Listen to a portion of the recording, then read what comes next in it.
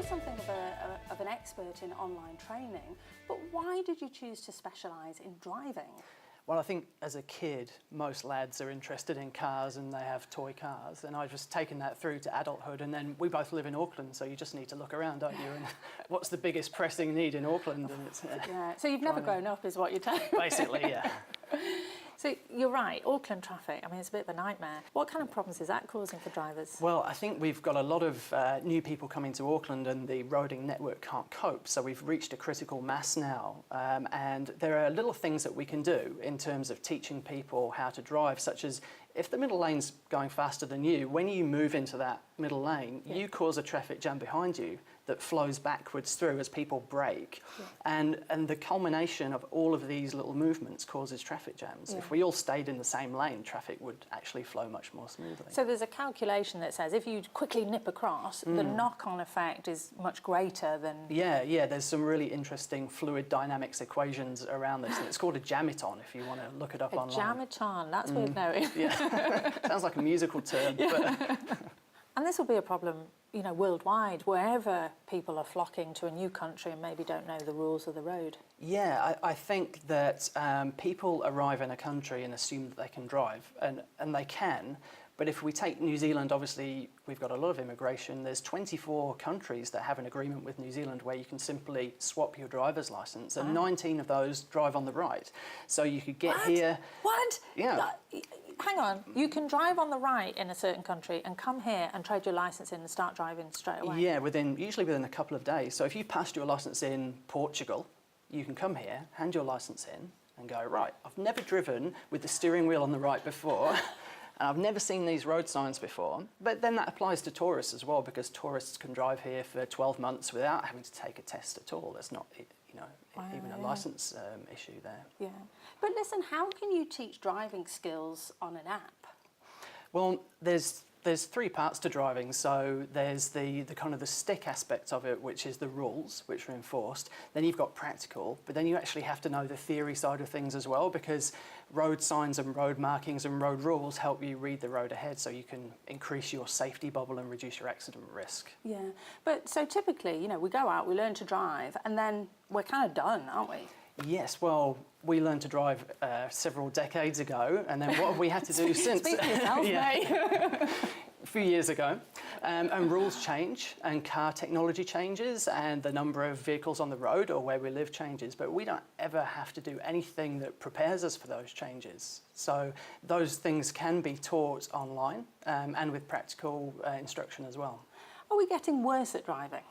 I think we're getting distracted. I think the two big problems at the moment are inattention and attitude. And our whole environment is now geared towards distraction with smartphones and things going, signage and everything. So you mentioned two things that are a problem for driving. One is inattention, so people are texting, I guess, and stuff like that. And the other one is attitude. Yeah, I think what happens is we're seeing a lot of television that's causing us to have these artificial attitudes. We see a lot of aggression on TV that's really not natural, our natural response to situations and circumstances, and it becomes normalised. And the more people we get, the more we feel our space is encroached on, and so we feel quite aggressive. Okay, so what would your advice be for people to handle better attention and attitude? Well, there are some things which general advice which is given out, things like turning your phone off and letting it go to a message, but that's quite difficult, isn't it? We feel like we've lost a limb if we've turned our phone off and we're not connected to the internet. Why is that? No, because we went to school a while ago, I won't say how many decades ago, but we learned to concentrate when we were at school because we didn't have those distractions, and all we would be doing is maybe looking out the window and trying to maybe see another class doing netball or football or something, or drawing pictures in the French textbook. But now, kids have distractions all the time, Snapchat and everything. I guess our attention span is getting shorter. I think so, and even if you look at journalism. Now we digest short articles, we don't read long articles, we have little vignettes and vox pops on TV, we don't go so much for documentaries and things. We have YouTube that's short videos, and yeah, everything's short. So tell me how this app that you've developed, this online training, tell me how that works. It started as teaching kids, predominantly males 15 to 25, Yeah. about the road rules, because it's difficult to engage with them, but they were all online. And now we've got to this point where, well, it's fairly obvious that all drivers really need some kind of ongoing instruction, because things change. Even in the last 3 months, we've had 3 rule changes, Right. but most people don't know about them. Right. So the app works on multiple levels, right from if you're doing your initial car licence, right through to if you've been a logging truck driver for 30 years. Right. And it's quite easy to use just on any device, and is right up to date with all the rules. Yeah. So you're focusing on young male drivers. Is it so different for young drivers and for male drivers than it is for everyone else? I think originally it was the messaging, because male drivers were difficult to get to and difficult to explain why they should know the rules. And at the time, the project was set up in association with Performance Car magazine, so that had a huge male readership, so we could talk to that audience, whereas Right. NZTA found it difficult to talk to that audience. So while the technology and the method itself isn't specific for male drivers, that was just the initial audience that we chose. Right. Are you saying that really male drivers are problem drivers? Yeah, well, I think that male drivers are in general overconfident, because if you think about when you're driving and something starts happening, your brain goes through a set of processes. It says, have I seen this before? What do I think is going to happen? Am I confident that I can deal with it? What should I do? The more experience you've got, the easier it is to react quickly. But when you're young, you're quick anyway, because you're like, I play Call of Duty. My reactions are awesome. But then you've got this overconfidence that leads you to make these bad decisions.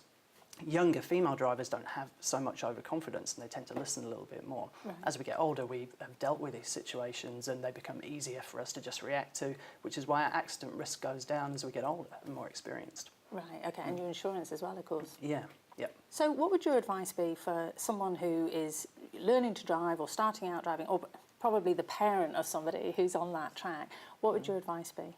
Well, parents tend to pass on their bad habits, but they don't know that they've got bad habits. But driving examiners know what those habits are. So it's best to get a driving instructor. It's best to get a car that's as safe as you can afford, because there's a high likelihood of having an accident. Not to rush through the licence process, and to get some advanced driver training if possible. Right, okay, that sounds like good advice for our drivers. Thank you.